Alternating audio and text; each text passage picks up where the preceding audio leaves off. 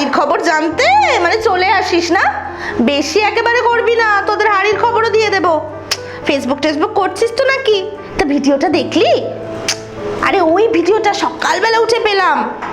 প্রেমে ঠকিয়েছে প্রেমিকা, সম্পর্কে থাকতে অন্য কোন ব্যাটা ছেলের সাথে সম্পর্ক, মাগো তা ধরে ফেলেছে বয়ফ্রেন্ড। ঠিক আছে, তা শুধু ধরেই ফেলেনি, ওর দেওয়া উপহারের ওই স্কুটিটা ওটাও একেবারে মাঝ রাস্তায় মেয়েটার থেকে নিয়ে নেবে। বাবা ও কি কাণ্ড! গাড়ির চাবি দে, গাড়ির চাবি দে, গাড়ির চাবি দে। যাই হোক, প্রথম থেকে বলি শোন, মেয়েটা নাকি প্রেম করতে করতে অন্য একটা ছেলের সাথে সম্পর্কে জড়িয়ে যায়। ব্যাস, বয়ফ্রেন্ড জেনে গেছে, তারপরে মাঝ রাস্তায় স্কুটির চাবি কেড়ে নিয়ে সে কি অনাচ্ছিষ্টি কাণ্ড, মাগো! তারপরে সেই একটা ভিডিও সোশ্যাল মিডিয়া একেবারে ভাইরাল। সকালবেলা ওই যে পাশের পাড়ার গপু আমাকে পাঠিয়েছে হোয়াটসঅ্যাপে, আমি খুলে দেখলাম, মাগো মা, আজকালকার তোদের জেনারেশনের কি ছিরি রে বাবা! যাই হোক, তারপরে অনেকে দেখলাম সেখানে কমেন্টও করেছে, অনেকে আবার প্রেমিকের জন্য বাবা বাচ্চা বলছে, আহারে!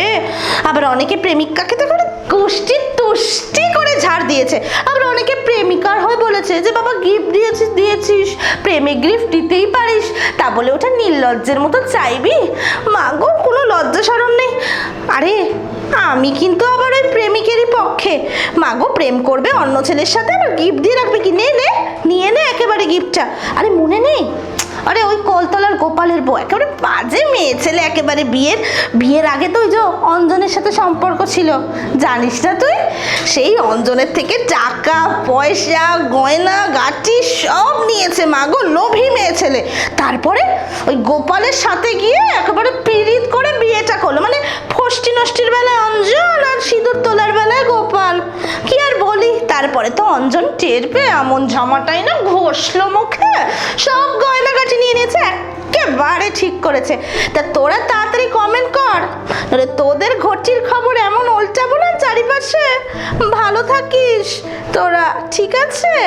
আর দেখতে থাকিস আরবি নিউজ, আর দেখতে থাকিস তোদের প্রতিবেশীকে কার প্রেমিক কার সাথে পালালো, কার ঘরের ঘটি উল্টালো, বলছি আমি। টাটা।